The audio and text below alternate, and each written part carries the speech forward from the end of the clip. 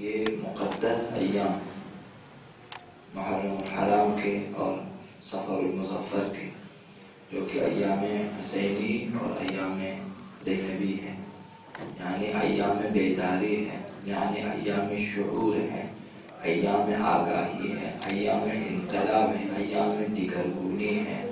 ایسے ایام ہیں کہ انسان بدل سکتا ہے، ایسے ایام ہیں کہ انسان چند دنوں میں اپنی عاقبت اور اپنی آخرت کو سنوار سکتا ہے۔ یہ وہ دن ہے کہ یہاں اگر صحیح شرائط کے ساتھ انجام پائیں، اگر اخلاص ہو، اگر ایمان کے ساتھ ہو، عقیدے کے ساتھ ہو، تو یہاں ایک قطرہ آنسو کے ثواب کا بھی کوئی حساب نہیں کر سکتا۔ ایک لمحہ جو خدمت آقا عبداللہ حسین میں آپ جو ہے رہیں گے اور خدمات انجام دیں گے، اس کے ثواب کا کوئی اندازہ نہیں لگا سکتا۔ یہ ایام ایسے ایام ہیں۔ خود آقا امام حسین جو مجالس سے آقا امام حسین، خود آقا امام حسین کی خدمت ہے۔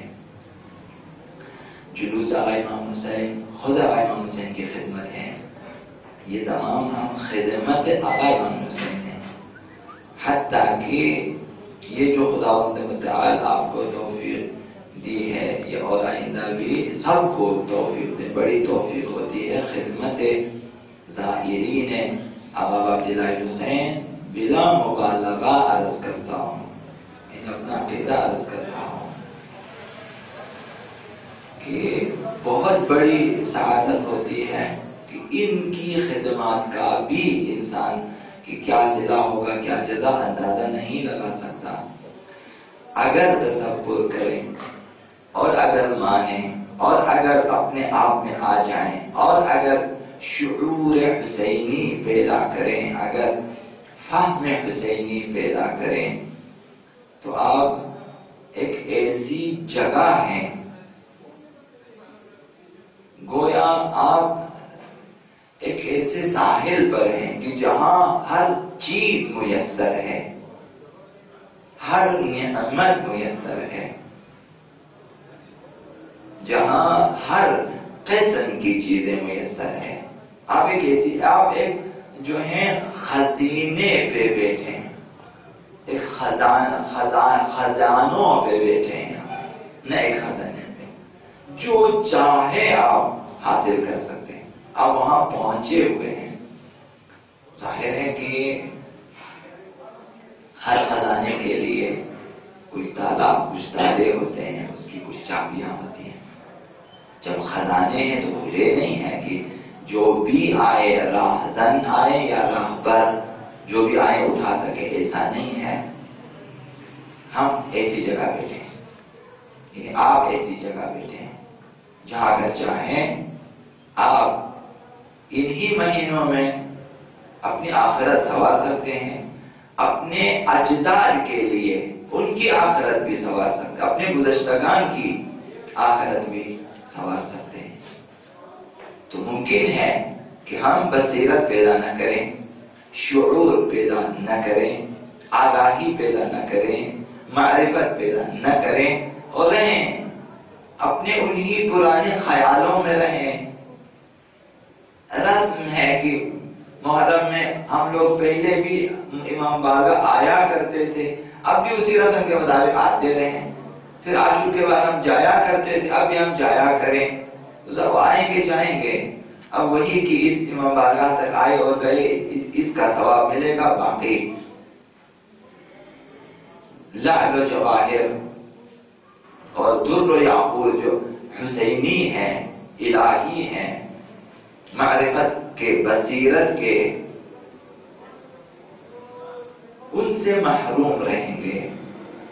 تو ممکن ہے کہ ہم ایک ایسا شخص کا تصور کریں کہ جو ایسی جگہ ہے پر آب و ہوا، پر فضا اور دل نشین جائیگاہ پہ، جہاں ہر قسم کی نعمتیں موجود ہیں، لیکن وہ نہ کھا سکے۔ وہ کہیں کہ یہاں پہ دھوپ اچھی ہے، میں جا کے سو جاتا، بس ہمیشہ سویا رہے، وہ محروم رہے گا اس چیز سے. وہاں توجہ کرنا پڑتا ہے. یہاں بھی اس طرح سے ہے. یہاں ہمیں چاہیے کہ یہ ہر سال محرم کس لیے ہے کہ ہماری آخرت سنور جائے، ہماری زندگی سنور جائے، ہم حسینی بن جائیں. عزائے حسین میں غم حسین کو سمجھیں. عزاداری اس مقصد کے لیے ہے، محرم اس مقصد کے سمجھیں. جو بھی آپ عمل کریں سمجھ کے کریں، نہ سمجھی میں نہ کریں. پھر اگر کرنا ہو تو کریں، اگر نہ کرنا ہو نہ کریں. ان پہلے سوچیں کہ یہ چیز مجھے کرنی چاہیے، یہ عمل کرنا چاہیے یا نہیں کرنا چاہیے. یہ آگاہی ہوتی ہے. اگر یہ عمل مجھے انجام دینا ہے تو کیوں انجام دینا ہے. بصیرت یہ چیز ہوتی ہے کہ اس کیوں کا جواب آپ کے پاس ہونا چاہیے. کہ آپ اگر جو ہے چینل اٹھا کے ظاہرین کے لیے، عزاداروں کے لیے جلوس اعضا میں یا شربت اٹھا کے دے رہے ہوتے ہیں، خدمات انجام دیں، تو یہ کیوں کر کے ایسا آپ کیوں کر رہے ہیں، اس کا جواب آپ کے پاس. یہ بصیرت ہوتی ہے. اگر کسی نے سوال کیا ہوا ایسا تھا اس سال بھی، اس سال ہوا ایسا تھا کہ آئے تھے انٹرویو لینے کے لیے کہ بھئی یہاں پہ سبیلیں لگی ہوئی ہیں، یہاں پہ جلوس ہیں، لڑکے ماتم کر رہے ہیں، جوان ماتم کر رہے ہیں اور یہ خدمات انجام دے رہے ہیں. کہ مائک کے سامنے کیا کہ اس کا فلسفہ کیا ہے کہ آپ لوگوں کو پانی پلا رہے ہیں. تو بات نہیں بتا سکے، کر رہے تھے نہ بتا، یعنی وہ لاشعوری میں یہ سب کچھ کر رہے ہیں. کیوں کرتے ہیں دوسرے ہم بھی کریں گے، یہ کیوں کریں گے یہ نہیں معلوم تھا. اب اس سال ہوش میں آیا کہ جو کام مجھے کرنا ہے کل کوئی بھی آئے گا پوچھے گا مجھ سے کہ کیوں، مجھے جواب دینا چاہیے. سینکڑوں باتیں آپ کو بیان کرنی چاہیے کہ میں سبھی کس لیے لگاتا ہوں، کہ میں عزاداری کس لیے کرتا ہوں، میں یہاں شبیداری میں کس لیے کر رہا ہوں، میں کس لیے اپنی نیند خراب کروں. یہ بصیرت کہتے ہیں، اسے سمجھ کہتے ہیں، فہم کہتے ہیں، اسے باطن کہتے ہیں، معنی کہتے ہیں. یہ ہمارے اندر ہونی چاہیے. حتیٰ ایک بیج بھی اگر آپ لگاتے ہیں اپنے، معلوم ہے کہ میں کس لیے میں نے لگایا. سیاہ لباس آپ پہنتے ہیں، پتہ ہونا چاہیے کہ کس لیے میں نے سیاہ لباس پہنا ہے، وجہ کیا ہے. یہ وجہ معلوم کریں، پھر اس کے بعد عبادات شروع ہیں. پھر آپ جو بھی کریں عبادت ہے، چونکہ ہدف معلوم ہے، مقصد معلوم ہے کہ میں کس لیے، یہ معلوم ہونا چاہیے. اور یہ کہاں سے معلوم کریں، یہ ایک مہم چیز ہوتی ہے. کہاں سے معلوم کرو. بعض لوگ اپنے آپ سے پوچھتے ہیں، پھر اپنے ذہن سے کوئی جواب بنا لیتے ہیں، پھر رکھ لیتے ہیں کہ میری طرف سے یہ جواب ہے. بھئی آپ کی طرف سے نہ ہو. دین ہے تو دینی جواب ہونے چاہیے. ایسے جوابات ڈھونڈیں کہ جو اہل بیت سے ہم تک پہنچے ہوں، اہل بیت سے ہم تک پہنچے ہوں. امام رضا علیہ السلام اور امام حسین ان کے لیے ایک کلمہ استعمال ہوتا ہے، غریب یا غریب الغربا. اور امام حسین کے لیے استعمال ہوتا ہے امام الغریب ہیں یا غریب الغربا ہیں. اور امام رضا کو غریب الغربا کہتے ہیں. السلام علیکم یا غریب الغربا، کہ غریبوں میں غریب. تو ہماری اصطلاح میں جب ہم دیکھیں گے، میں چونکہ ایک خاص معاشرے میں رہتا ہوں اور اس معاشرے میں غریب نادار کو کہتے ہیں، تو سمجھیں گے کہ امام حسین کو غریب سے کہتے ہیں کہ یہ نادار ہو گئے تھے، یہ فقیر ہو گئے تھے. یہ تصور غلط ہے. اور امام رضا جو کہ ولی عہدی کے مقام ہے، وزیر اعظم بن جائیں، آپ اس کو کہیں غریب ہے. اور لاکھوں انسان ان کے عاشق ہیں، وہ کیسے غریب ہیں؟ جو جہاں ہاتھ ڈالے سونا بن جائے وہ غریب ہیں. اگر امام حسین راستے بھر میں مہمان نوازی کی ہے،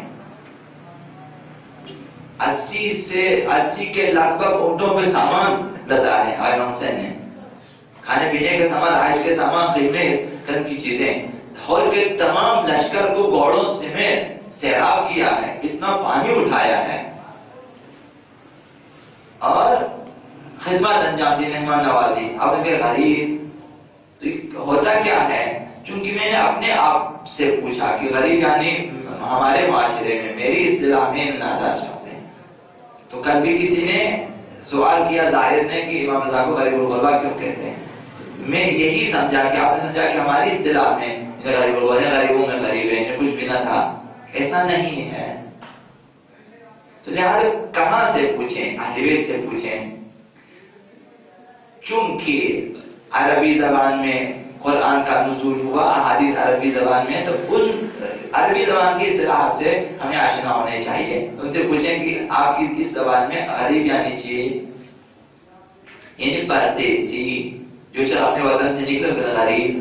آقا حسین کو غریب اسی لیے کہتے ہیں کہ ترک وطن کر کے ان کو اپنے وطن میں رہنا دیا. تو آئے کربلا میں، لاہور صحرا میں، جو ان کا اپنا وطن ہے، اپنی جو چیز نہ تھی، پھر بھی عرب سرزمین تھی. اہل بیت عرب میں پیدا ہوئے، کربلا بھی عرب ہیں، شام بھی عربی ہیں، اور سامرا کاظمی سب عرب سرزمینیں ہیں. تو یہ آقا مولانا کو غریب الغربا کہتے ہیں کہ حتی اپنے زمین کے حدود سے بھی باہر آئے، فارس میں آ کے، جو کہ عرب کی زمین نہیں ہے، ان بہت زیادہ غریب ہیں. صرف خاص شیعہ ہی جاتے ہیں آقا مولانا کی. یا خانم جواز فرمائے میرے بابا کی زیارت مہم ہے، زیارت آقا حسین سے بھی، کیونکہ آقا حسین کے لیے دنیا بھر سے لوگ آ جاتے ہیں، لیکن ہمارے بابا کی زیارت کے لیے صرف خاص شیعہ ہی آتے ہیں. تو ہمیں کہاں سے بصیرت حاصل کرنی چاہیے؟ لہذا رسم انجام دے دیتے ہیں. تو بعض لوگوں سے آپ پوچھیں کہ بھئی آج مردے کا تیجا ہے، وہ باقاعدہ طور پہ اہتمام کرے گا، قرآن خوانی کا اہتمام ہوگا وغیرہ وغیرہ. پھر اس سے پوچھیں کہ یہ تیجا کس لیے ہے، کیوں ہے، ایسا کیوں ہوا؟ اب اس کا جواب اکثر لوگ نہیں دیں گے، کیونکہ رسم کریں گے، قبرستان جائیں گے، رسم ہے. خاص قسم کا حلوہ بنانا رسم ہے تیجے میں. قبرستان میں مثال یا مٹھائیاں یا پھر خرمے یا ایسی چیزیں قبر پہ رسم ہے. تو پوچھیں کہ ایسا کیوں ہے؟ خرمے یا روٹیاں تقسیم کریں، فروٹ تقسیم کریں، نہیں کریں گے. تو وہ رسم ہے، یعنی شعار کہتے ہیں، شعار ہے، ظاہر ہے، ظاہر کو دیکھا ہے، انجام دیتے جائیں گے. مریں گے لیکن پتہ نہیں چلے گا کیوں. قرآن خوانی رسم ہو گئی، قرآن خوانی رسم ہو گئی. اب قرآن پڑھنے کے مختلف طریقے، بعض جوانوں کو بتایا، بعض کو میں نے نہیں بتایا، جن سے جو ہے فری گفتگو ہوتی تھی، ہم نے بیان کیا، جو اب نہیں پڑھا بند کریں. اب قرآن خوانی کے مختلف طریقے ہوتے ہیں. پہلا طریقہ یہ کہ نہ پڑھیں گے نہ دیکھیں گے، صرف جو ہے لائنوں پہ ہاتھ کریں گے. یہ ایک طریقہ ہو گیا قرآن خوانی کا، انہیں ہمارے یہاں جو ہم نے بنایا ہوا. ایک طریقہ ایک قرآن کو کھولیں گے اور آنکھوں کو گھمائیں گے اس طرح سے، لائنوں کے حساب سے، اس طرح سے نگاہیں، اور یہ قرآن ختم ہو گیا. یہ ایک قرآن خوانی ہے. تیسری قسم ہے قرآن خوانی کی، اس میں ہونٹ ہی لیں گے لیکن پڑھیں گے کچھ بھی نہیں، صرف لب ہل رہے ہوتے ہیں، یعنی ہونٹوں کو حرکت دے رہے ہوتے ہیں، پڑھتے کچھ بھی نہیں ہے، اور اس طرح ختم ہو جائیں گے. چوتھی قسم ہے قرآن خوانی کی، اس میں جو ہے 120 کے اسپیڈ پہ پڑھنا ہوتا ہے، جو بھی منہ میں آ جائے تیزی سے پڑھنا ہوتا ہے، آخر تک پہنچا جائے. آپ نے قرآن پڑھ لیا، رکھ لیا. اب آگے جا کے 5ویں مرتبے پہ شاید کوئی ہو کہ جو آہستہ آہستہ قرآن کی تلاوت زبان پہ جاری کریں، کلمات کو ادا کریں، سین کو سین، صاد کو صاد ادا کریں، تاکہ یہ قرآن خوانی ہو جائے. تو چونکہ رسم ہے، لہٰذا جس نے بھی سے بڑا اٹھا جسے آتا ہے وہ بھی اٹھا لے، جسے نہیں آتا وہ بھی اٹھا دیتا ہے. اب وہ جو 5-6 قسم کی تلاوتیں ہمارے پڑھنا اس طرح پڑھ لیتے ہیں، چونکہ رسم ہے. اب اسے پوچھیں کہ اچھا آپ قرآن کس لیے پڑھتے ہیں؟ آپ پڑھنا ہے تو کس طرح پڑھنا چاہیے؟ اب یہ ظاہری ہے، شعار ہو گیا، یہ رسم ہو گیا. اب اس پہ عمل کرتے جا رہے ہیں. اصل بصیرت ابھی تک حاصل نہیں ہو سکی کہ مجھے اتنی اسپیڈ میں 120 کے اسپیڈ میں قرآن نہیں پڑھنی چاہیے، کیونکہ قرآن غلط ہوگا، جب غلط ہوگا گناہ ملے گا، تو نیکی برباد، گناہ لازم. ایسے بہت سارے ہیں. تو عزاداری کے بارے میں بھی اسی قسم کے ہیں کہ عزاداری ہوگی. انہوں نے پتا کہ یہ مقدس چیز ہے، اب نہیں معلوم کیا ہے، لیکن اب یہ مقدس سے زیادہ ہر چیز اس میں جائز ہوگی. محرم کے ہم نے عرض کیا چونکہ عزاداری مقدس ہوگی ہر چیز جائز ہوگی ہمارے لیے. ہم ہمارے حساب سے بعض اشتہارات جو بعض مقامات پہ لگاتے ہیں حرام ہیں، جائز نہیں ہے، کیونکہ وہاں اجازت نہیں ہے مالک کی طرف سے کہ وہاں پہ اشتہار لگا دیں. چونکہ عزاداری لگا دیں گے بغیر اجازت کے. آج آپ نے رنگ کر دیا، کل اس نے اشتہار لگانا اس پہ. آپ کو خود پتا ہے کہ ایک جو ہے اگر 10-12 فٹ کی دیوار پہ بھی کسی نے رنگ کرنا ہے کتنے ہزار روپے کا خرچ آتا ہے، اور آپ اس کو خراب کر دیں گے. تو یہ کیا اشتہار لگانے کو اس نے سوچا ہے کہ یہ ایک اچھا کام ہے، لیکن اس اچھے کام کو کہاں کرنا نہیں معلوم. جس طرح نماز پڑھنے والے کو پتا ہے کہ نماز پڑھنا اچھی چیز ہے، لیکن نماز کی شرائط کیا نہیں معلوم، لہٰذا جگہ نجس بھی ہو، کپڑے نجس بھی وہ پڑھے گا، وضو ہے یا نہیں نماز پڑھے گا وہ، کیونکہ پتا ہے کہ نماز پڑھنی چاہیے، شرائط نہیں معلوم. شبیداریوں میں بھی یہی ہے، بعض جوانوں کے ذہن میں شبیداری ہونی چاہیے، لیکن کیوں ہونی چاہیے، کیا کیا شرائط ہونی چاہیے کہ یہ مردم بیداری کے عنوان سے ہو تو عزاداری ہے، اگر مردم آزاری کے عنوان سے ہو تو گناہ ہے. اب یہ ہر شخص ہر بصیرت حسینی، شعار حسینی میں شعور حسینی پیدا کریں. خود کربلا کی سرزمین کو آقا عبداللہ حسین نے خرید لیا کہ چونکہ میں نے شہید ہونا ہے، کہ ایسا نہ ہو کہ ہم کسی کی سرزمین میں دفن ہو جائیں. زمین ہم نے خرید دی ہے، ہمارے قبر یہیں ملے گی. اب اس طرح کیا ہوا، جو بھی آیا وہ امام حسین کی ملکیت پہ حملہ کیا ہے انہوں نے، لہٰذا وہ مکمل طور ہر لحاظ سے ظالم ہے.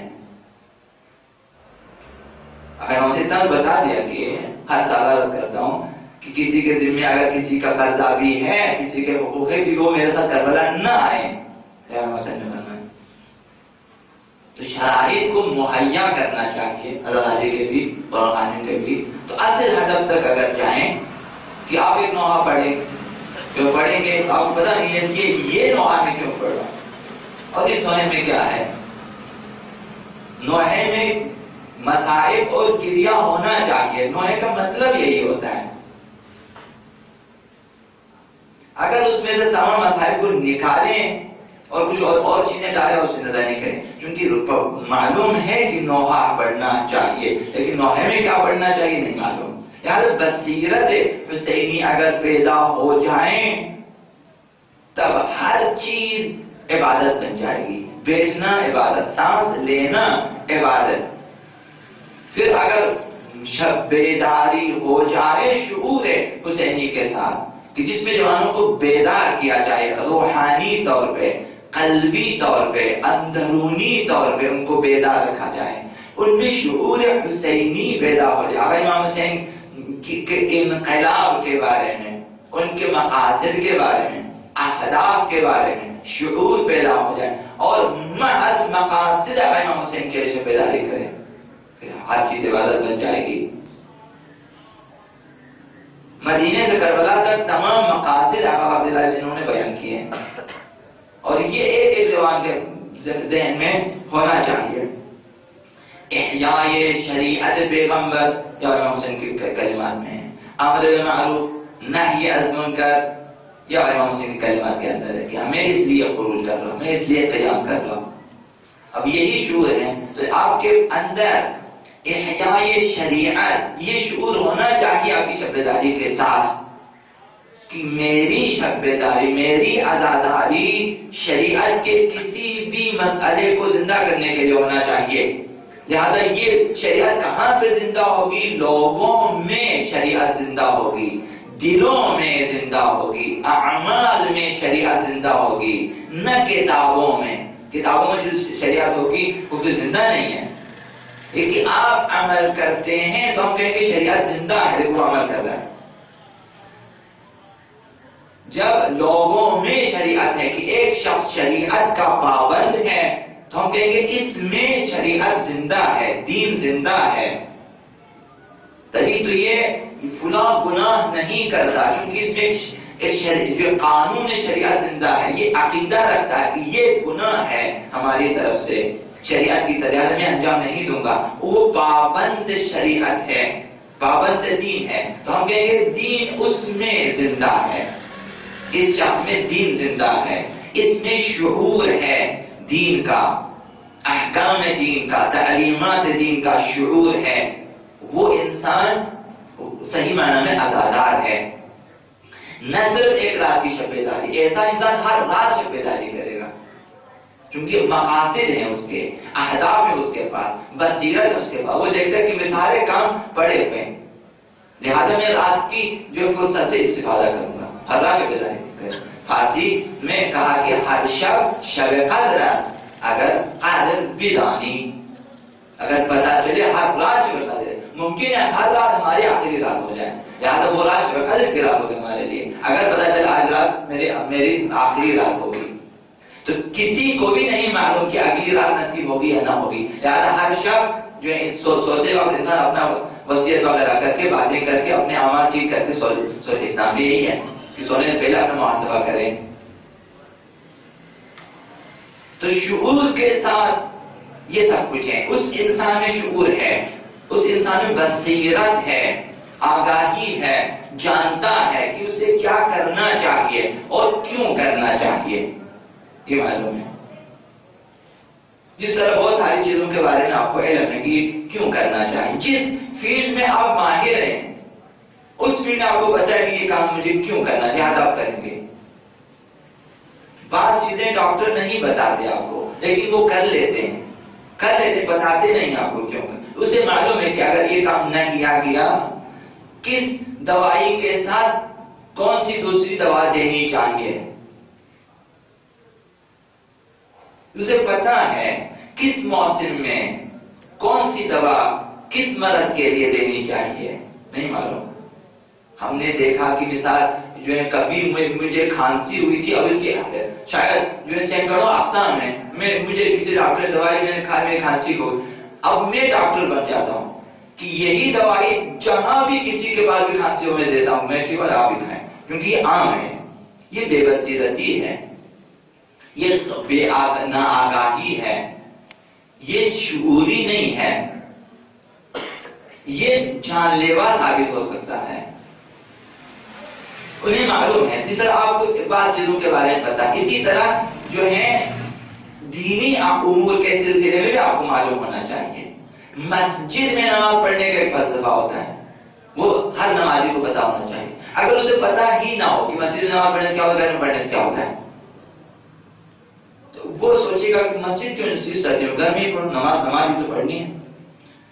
جب کہا جاتا ہے کہ یہاں پہ نماز ہوگی اور یہاں پہ عزاداری ہوگی تو یہ بھی تو عبادت ہے، یہ بھی عبادت ہے، اس عنوان سے کہتے نماز نہ پڑھیں، ٹھیک ہے، یہ بے شعوری کی وجہ سے ہوتی ہے، نہیں معلوم کس وقت کون سا عمل انجام دینا چاہیے، عزاداری کس وقت ہونی چاہیے اور نماز کس وقت ہونی چاہیے۔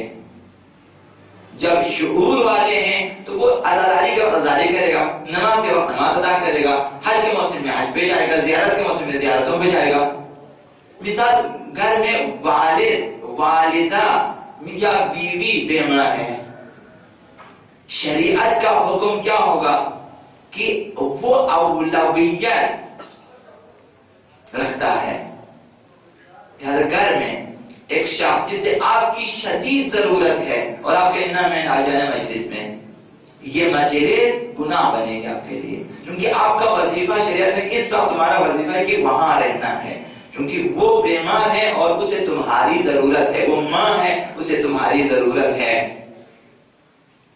ڈاکٹر کا بھی یہی ہے کہ ایک بیمار ان کی شریعت کی روح سے ان کی ذمہ داری کہ اس بیمار کی دیکھ بھال کریں، وہ چھوڑ کے جائیں میں آج نہیں آؤں گا بیمار، بڑے بیمار آپ کو مر جائیں، یہ بے شعوری کی وجہ سے عزاداری کرتا ہے۔ نہیں معلوم کہ میرا اولی فریضہ کیا ہے، فریضہ معلوم ہونا چاہیے۔ اس دن بھی عرض کی اپنی خدمت میں حضرت امام خمینی کو ایک دن نماز پڑھ آرام سے تعقیبات وغیرہ پڑھ کے جو ہیں لوگوں سے مل کے لوگوں کے مسائل بیان کر کے جانے والی ہستی ایک دن جیسے نماز ختم کی گھر کو چلے، لوگوں ہم کہہ رہے ہیں کہ یہ تو بہت عجیب لگ رہا ہے کہ آپ تو ان سے سوال کی اتنی جلدی آپ کہاں کہا گھر میں بیوی بیمار ہے، مجھے چائے بنا، آج مجھے بنانی ہے، یار مجھے جلدی چائے بنانی، کو دوائی کا ٹائم ہے 4 گھنٹے مجھے جانا چاہیے، کیونکہ ان کی خدمت اس وقت مجھے کرنی ہے۔ لہذا ازاداری کے عنوان سے حتیٰ بیویوں کے حقوق آپ نے، مثال بچوں کو کھانا نہ دیں، آپ آ جائیں ازاداری کرنے کی۔ ایک باپ ہونے کے ناطے آپ کی اولی ذمہ داری کیا ہے کہ بچوں کو ٹائم پہ کھانا ملنا چاہیے، کیونکہ آپ کی ذمہ داری ہے، بچے آپ کے جو ہے واجب النفقہ ہیں، پھر آپ آنے ازاداری کریں۔ اہم مہم ہوتی ہے، ازاداری مہم ہے، لیکن کبھی اس سے بھی ایک اور چیز اہم ہوتی ہے، وہ اول درجہ رکھتی ہے۔ مثال یہی بچوں کا مسئلہ ہے، مثال ڈاکٹر کے لیے مریض کا مسئلہ ہے، ٹیچر کے لیے جو ہے اسکول کا مسئلہ ہے کہ بچوں کی کلاس سے اب 11 بجے ہو جائے ازاداری میں۔ کبھی ازاداری ضروری ہوتی ہے کہ اگر نہ جائیں ازاداری خراب ہو جائے گی، لہٰذا اس ایک دن میں چھٹی کر سکتا ہوں، لیکن ابھی ہر روز ازاداری کے لیے اس کو چھٹی کریں اور سال کے آخر مجھے میں جو ہے ازاداری کرنی ہے، لہٰذا کہ بچوں سے معذرت کریں۔ یہ ازاداری صرف بے شعوری میں اکیلا ہے۔ ازاداری میں شعور یہ ہے کہ ازاداری کا مقصد یہ ہے کہ آپ لوگوں کو جو ہے وہ تعلیم یافتہ بنائیں، اسلامی معاشرے کو علم دے جو آپ دے رہے تھے، انہیں اصل ازاداری شعور حسینی کے ساتھ آپ انجام دے رہے تھے۔ آپ نے جو ہے شعوری ازاداری کو چھوڑا اور شعاری اور ظاہری ازاداری کی طرف آ گئے۔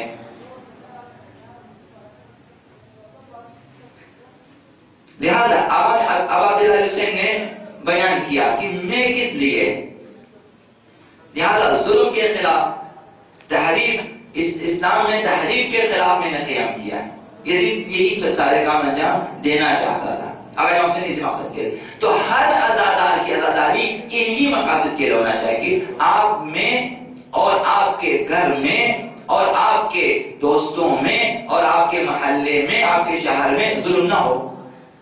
ظلم کا خاتمہ امام حسین کا اولین ہدف ہے، امر بالمعروف امام حسین کا اولین ہدف ہے، لہذا خود آپ میں امر معروف ہونا چاہیے، آپ خود معروف پہ عمل کرنے والا ہو، دوسروں کو معروف کے لیے بلانے والے ہوں، تاکید کرنے والا ہوں۔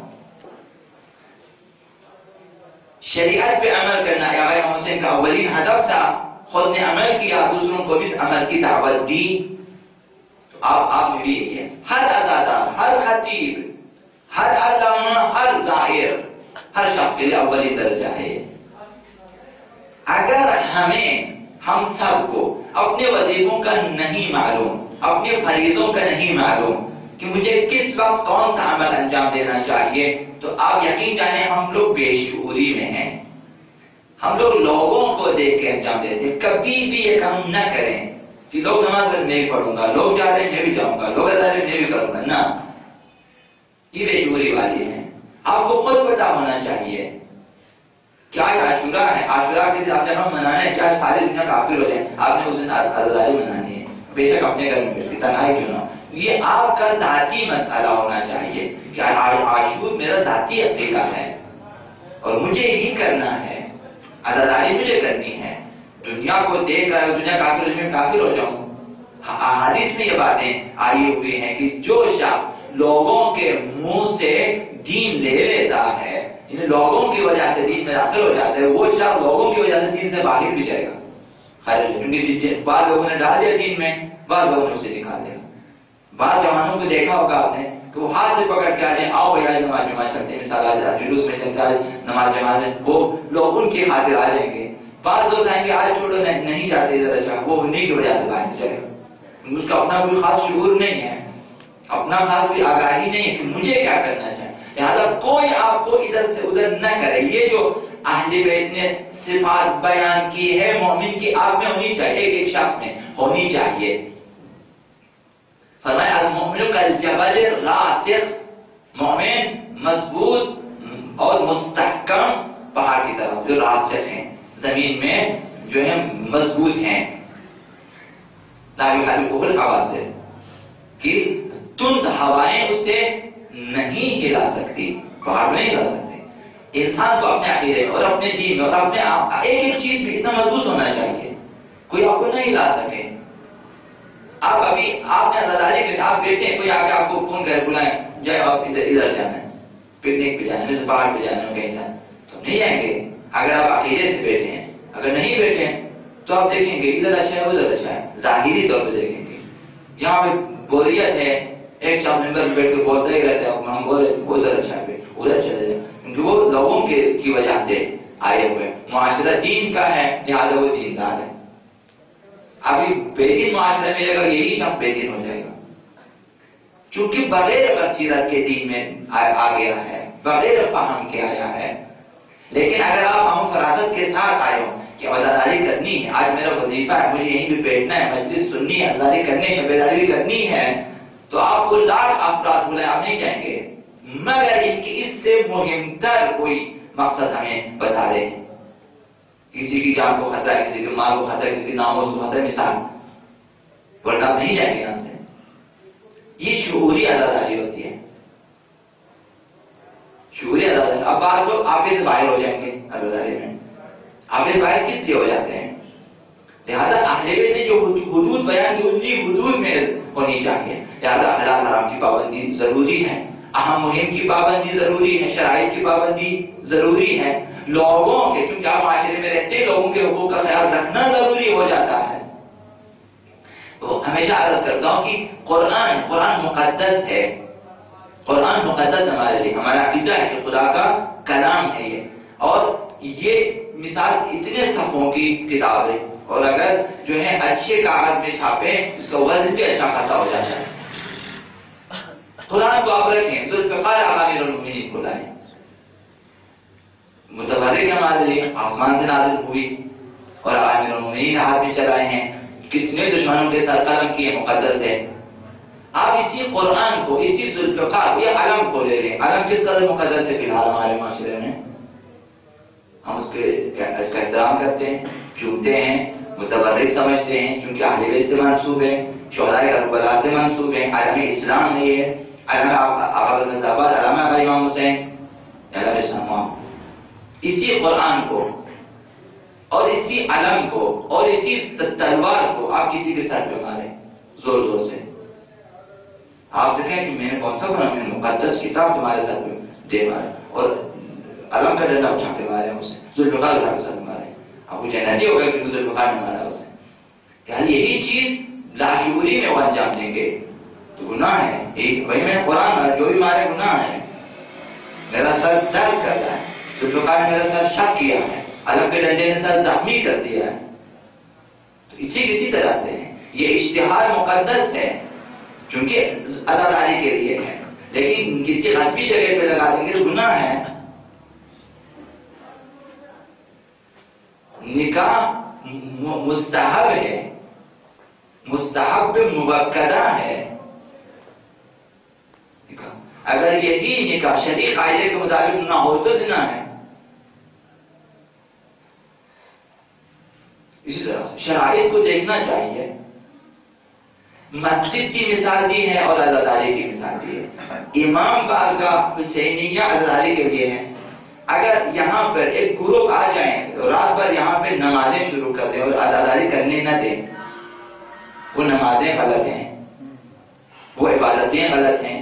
اور یہی عزاداری ہم اوپر جائیں مسجد میں، نمازیوں کو نکالیں، ہم عزاداری شروع کریں نماز کے ٹائم پہ، تو وہ عزاداری غلط ہو جائے گی. کیونکہ ہر سوہنجائی و ہر مرتب مکانی دارد، یہ کہ ہر چیز کا ایک اپنا مقام ہوتا ہے. جوتے کا ایک مقام ہوتا ہے پاؤں میں ہونا چاہیے، ٹوپی کا مقام ہوتا ہے سر پہ ہونا چاہیے.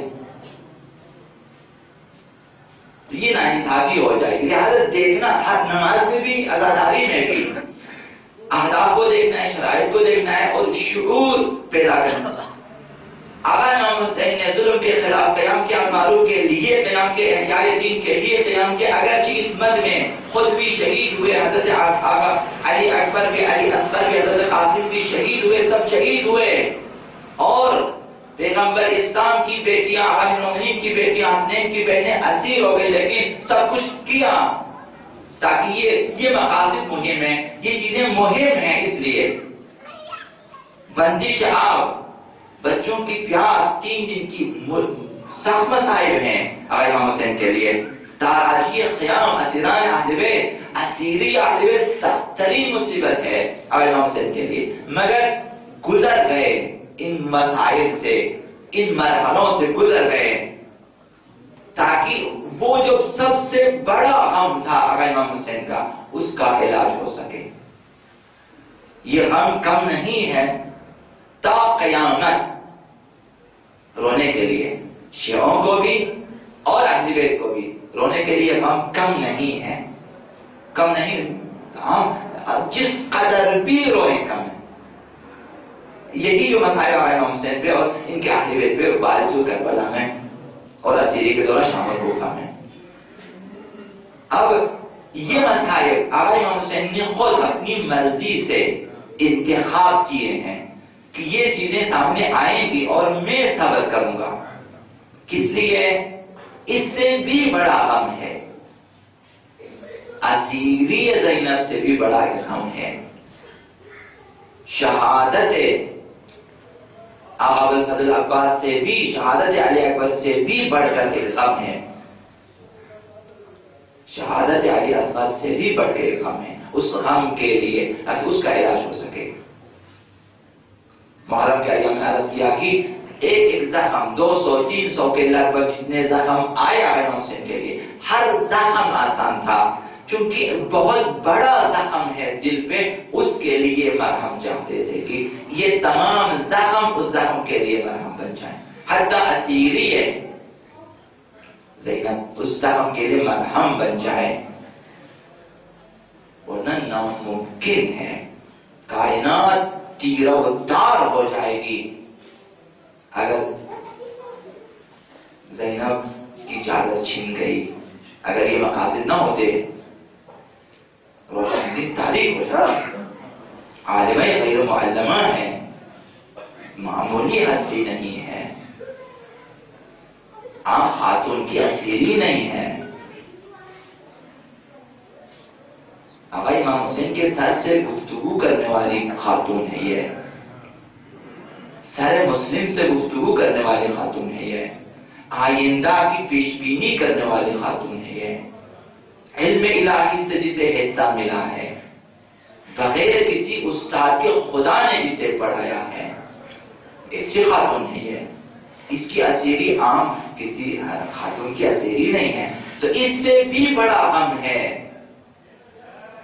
اور وہ غم دین اسلام ہے، شریعت اسلام ہے، احکام اسلامی ہے، مسلمانوں کی نجات ہے، مسلمان، یہی ہماری میری آپ کی بصیرت فہم، یہ کہ ہم لوگ آج دین جمع کریں، یہی سب سے بڑا غم ہے۔ اگر رونا اس غم کے لیے روئیں تاکہ اس غم اور ان زخموں کی اہمیت کا ہمیں اندازہ ہو جائے۔ سب سے بڑا غم یہی تھا حسین کے لیے، سب سے بڑا غم یہ ہے، اس وقت بھی بڑا غم یہ ہے، یہ غم نہیں کہ ہم عزاداری نہ کریں، غم یہ ہے کہ ہم امام حسین کی باتوں کو نہ سنیں اور ان پر عمل نہ کریں، غم یہ ہے کہ ہم امام حسین کی فریاد کو نہ سمجھیں، فریاد عزاداری نہ کی کربلا میں، فریاد احیاء امر معروف، فریاد احیاء دین، کہ لوگوں کو دیندار بنائیں، یہ فریاد امام حسین ہے کہ لوگوں تم بھی دیندار بن جاؤ، لوگوں کو بھی دیندار بنائیں، تمہاری زندگی لوگوں کو دینداری، لوگوں کو خدا تک پہنچانے میں گزرنی چاہیے، لوگوں کو اہل بیت سے آشنا کرنے میں تمہاری زندگی گزرنی چاہیے۔ یہ آقا امام حسین کا سب سے بڑا غم ہے کہ لوگوں میں یہی بیداری اور یہ شعور پیدا ہو جائے، یہ مہم ہے۔ آقا امام حسین کا غم یہی ہے کہ کسی نے بات نہ سنی، کچھ کوفی بن گئے، کچھ شامی بن گئے، یعنی لوگوں نے آقا امام حسین کے مقاصد کا شعور حاصل نہ کیا، یہ غم تھا امام حسین کے لیے۔ تو فریاد حل من ناصرین انصرنا، اسے سنیں، سمجھیں اور ایک ایک جوان جواب دیں، نہ کہ یہاں میرے سامنے بیٹھ کے آپ کہیں گے لبیک یا حسین، تو آپ پوچھیں گے لبیک کس سے کہا کہ کہیں جانا ہے، لبیک اس وقت کہیں جواب دیں، اٹھ کر عمل کرنا، نہیں کرنا پھر ابھی بسترے میں میں بھی کیا کہوں گا لبیک یا حسین، اس سے کیا فرق پڑتا ہے؟ لبیک اس وقت ہے جب آپ نے کہا میں حاضر ہوں، لبیک کا معنی ہے آپ حاضر ہیں کا مطلب ہر وہ شخص کہے گا جس نے اٹھنا ہے اور عمل کرنا ہے، کر کے دکھانا ہے، وہ کہے کہ میں حاضر ہوں۔